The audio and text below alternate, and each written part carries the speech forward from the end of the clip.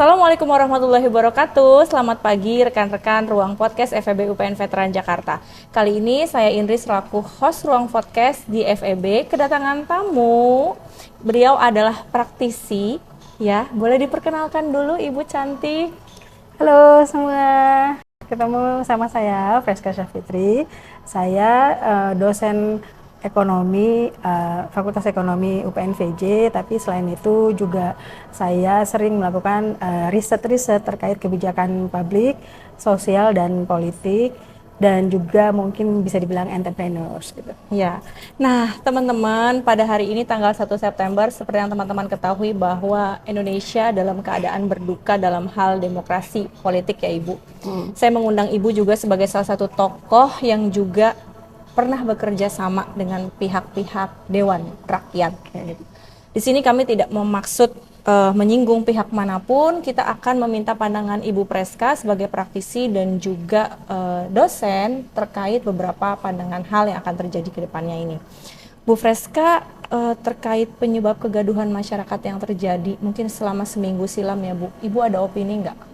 Oke, mungkin kalau kita lihat, kita mulai dari tarik ke belakang ya, sebenarnya ini akumulasi. Jadi kegaduhan ini sebenarnya tidak terjadi serta-merta, tidak terjadi secara tiba-tiba. Jadi mungkin ini terjadi karena pada saat sekarang itu tekanan ekonomi semakin tinggi, masyarakat merasa semakin tidak mampu memenuhi kebutuhan pokoknya.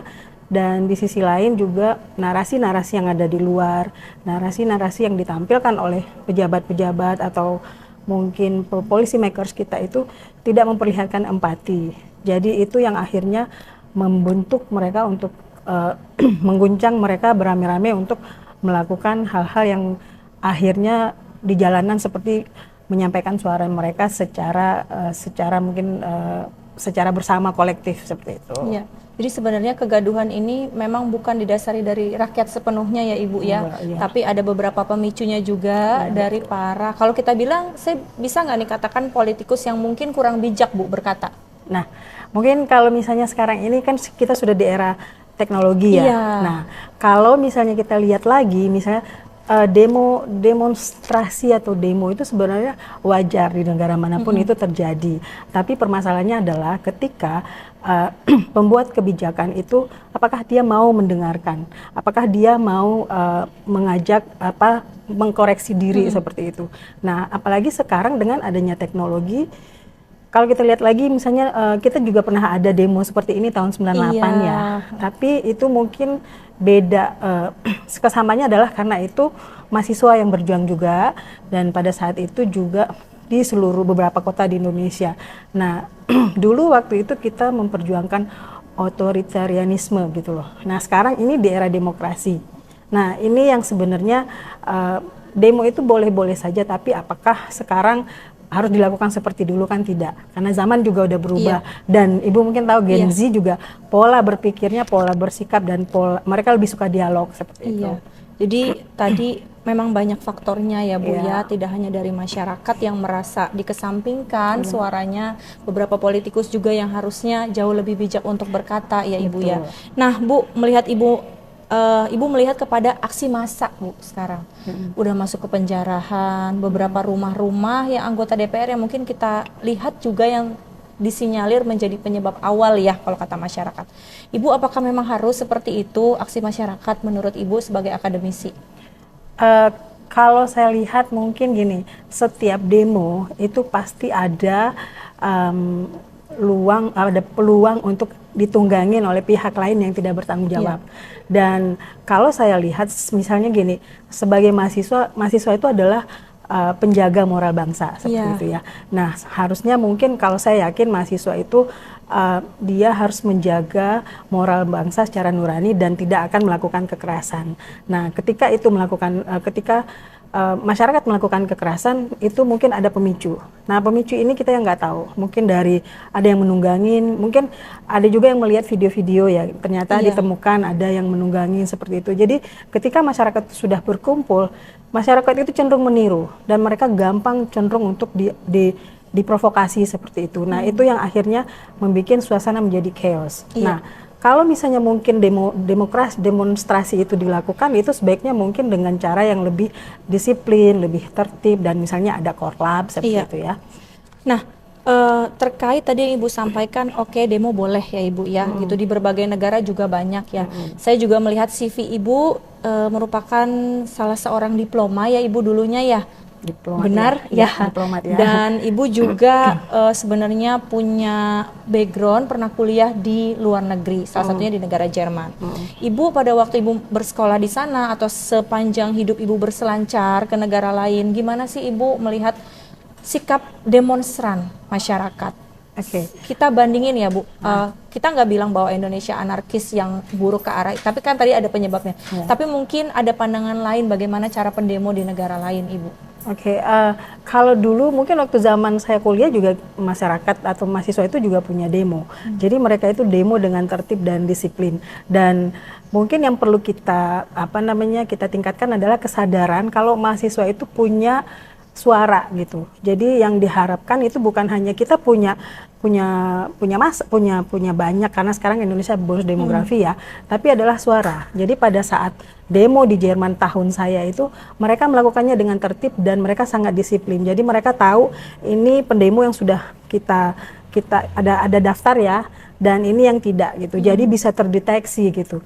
Jadi kalau sekarang di Indonesia itu kan mahasiswa demo, mungkin mahasiswa universitas A, B, C, tapi mereka hanya dapat surat demo doang, tapi tidak tahu siapa yang akan demo. Nah itu yang jadi permasalahan. Makanya mungkin besok harus lebih terorganisir, harus lebih disiplin, dan harus pakai data. Jadi mereka demo itu dengan membawa data. Atau mungkin kita bisa pakai data apa aja ya Bu. Ini ada datanya dan mereka berorasi di situ. Nah itu yang demo yang sebaiknya dilakukan. Jadi masukan yang baik ya gitu untuk pemerintahan juga, tata kelola yang jauh lebih rapi supaya tadi pendemonstran juga tidak terkesan huru-haranya saja. Betul. Dan lebih tersampaikan ya keluhan-keluhannya. Ibu tadi Ibu sampaikan bahwa zaman sekarang ini komunikasi udah makin masif ya Bu, terutama di media sosial, salah ngetik dikit, salah ngomong sedikit langsung cepet banget gitu ya. Gaya komunikasi apa sih Bu yang harusnya dimiliki oleh para aparatur hukum dan juga para dewan perwakilan rakyat agar mampu terserap dengan baik ke masyarakat? Pertama itu mungkin kalau dari sisi anggota dewan, sebenarnya saat ini itu saat untuk mereka bisa merefleksikan sebenarnya apa yang sudah terjadi ya. Nah mungkin mereka bisa berempati. Cara komunikasi yang kalau dilihat dari teori komunikasi itu harus mungkin adaptif, mungkin juga penuh dengan empati dan juga terbuka. Tapi jangan defensif, karena ketika rakyat itu mengeluh, yang harus dilakukan adalah mendengarkan gitu. Karena kita lihat kan setiap 5 tahun suara kita pasti diterima gitu ya. Nah permasalahannya sekarang suara yang sudah kita pilih untuk misalnya A, misalnya seperti itu, apakah setelah itu mereka memaintain hubungan dengan kita, berdiskusi dengan kita? Nah itu yang masih harus di Indonesia dikuatkan, karena kita juga mungkin masih proses demokrasi ya. Iya. Nah Bu, tadi kalau Ibu lihat ya, kalau yang dari arah saya berdiskusi dengan Ibu tuh, harusnya kan memang ada ruang terbuka publik yang masyarakat itu bisa menyampaikan gitu ya. Tapi dengan kondisi yang sekarang yang udah media sosial udah banyak, apakah masih dilihat ada space kosong Bu untuk ruang terbuka publik yang tempat menyampaikan pendapat para mahasiswa tadi atau pendemonstran lainnya? Untuk misalnya para mahasiswa atau pendemo itu memang mereka bisa menyampaikan di mana saja. Jadi tidak harus di gedung. Karena misalnya gini, kalau tidak ada ruang menyampaikan pendapat di gedung, maka jalananlah jadi kuliah nurani mereka. Nah itulah yang terjadi. Nah sekarang dengan terjadinya teknologi, beralih ke media sosial, teknologi media sosial yang artinya hitungan detik saja semua orang sudah berkumpul seperti itu. Nah jadi kapanpun, dimanapun sebenarnya mungkin sekarang policy makers atau perwakilan rakyat itu memang harus lebih aware dengan perubahan yang terjadi di masyarakat seperti itu.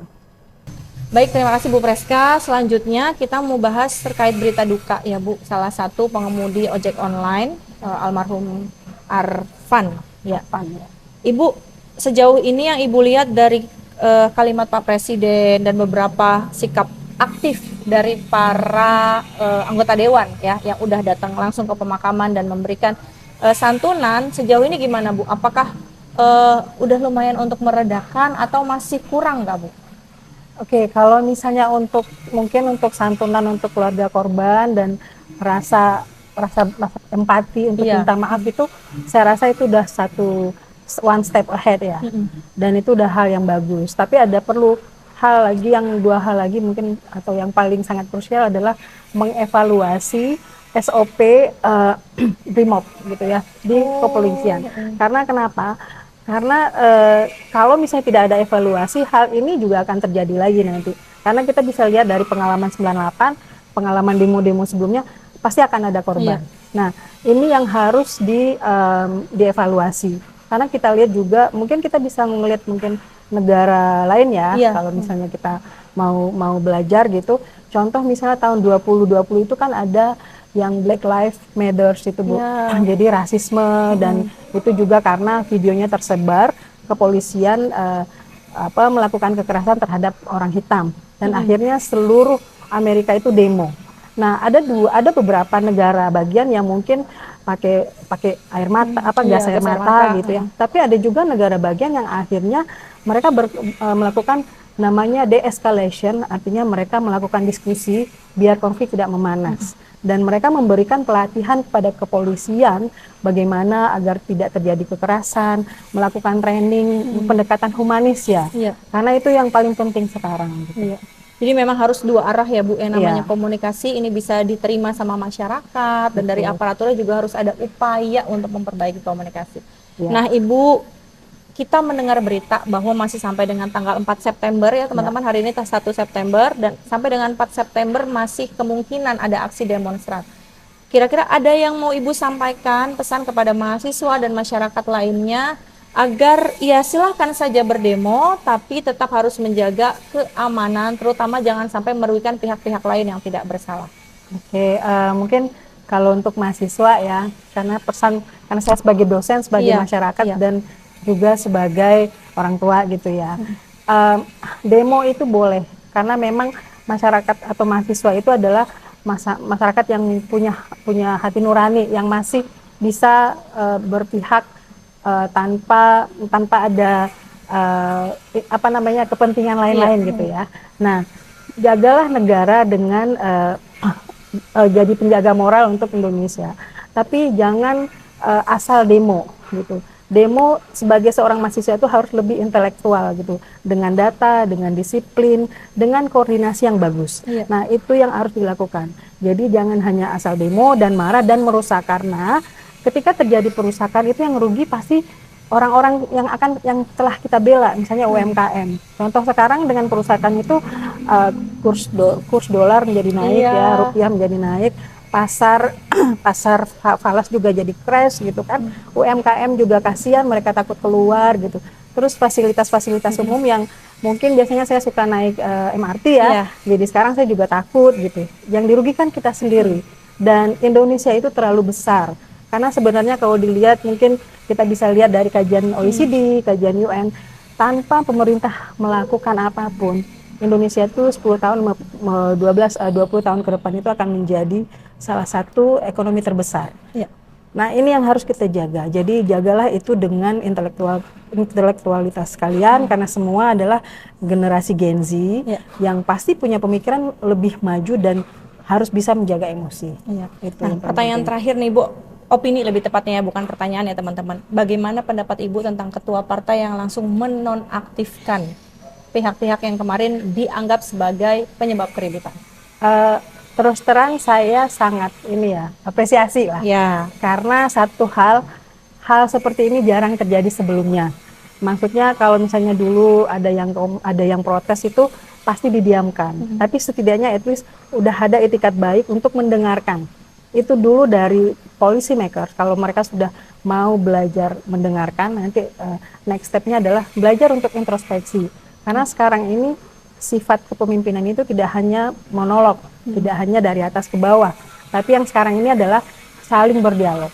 Itu yang paling penting. Ya, terima kasih Bu Preska atas semua pendapatnya lah ya, sudah mau Sama-sama, berbagi Ibu. pendapat di ruang publik, terutama di ruang podcast FEB. Semoga kedepannya mahasiswa juga bisa semakin bijak yang berdemo ya, mahasiswa Ya. kita juga yang ikut-ikutan demo juga insya Allah selamat ya Ibu ya, kita Selamat doakan dan ya. keadaan ekonomi serta politik di Indonesia jauh semakin lebih baik lagi. Sekali lagi terima kasih teman-teman yang sudah menonton ruang podcast FEB hari ini. Saya Indri pamit undur diri. Wassalamualaikum warahmatullahi wabarakatuh. Waalaikumsalam warahmatullahi wabarakatuh. Ya.